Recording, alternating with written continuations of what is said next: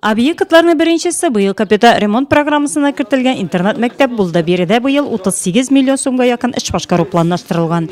Эшнең барышы белән танышкач, Равил Афраимович ремонт темпының түбән булуына канәгатьсезлек белдерде. Подрядчы Премьер Сити җәмгыяте әлегә спорт залы, мастерскойларда эш алып бара. 2 бригада түбә ябучылар һәм штукатур малярлар эшли. Әмма бүгенге көнгәчә проект смета документациясе әзер түгел. Дефектовка ведомствосына үзгәрешләр кертәсе бар. Но в пределах выделенного лимита, если Шәһәрнең 3нче мәктәбендә ремонт эшләрен Еврострой җәмгыяте алып бара. Смета бәясе 17 миллион сум. 6000 квадрат метрлап мәйдан биләүче әлеге объектта бүгенге көнгә шактый эш башкарылган. 60% кровли завершено, окна выставлены 100%, идет отделка откосов, за двери проплачены, деньги проплачены, заказаны, закуплен материал на изготовление отмостки.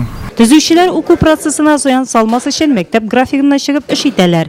Төзүчеләр һәм мәктәп җитәкчелеге белән объектны карау нәтиҗәләре ачыклаганча, биредә электр үткәргечләрне җылылык системасын алыштыру каралмаган булып чыкты. Бит узган гасырның 60нчы елында төзелгән мәктәптә электр чыбыклары, җылыту торбалары бер тапкырда капита ремонтламаган. Әлеге төр эшләргә ремонт планлаштырылмавы район башлыгында кабат канәгатьсезлек уятты. Проанализируйте то, что электричество действительно проблемно и она не заложена, электричество надо полностью сделать здесь, в здании. Оставить двери, может быть, где-то не поменять, но электричество должно функционировать, этих алюминиевых не должно быть уже.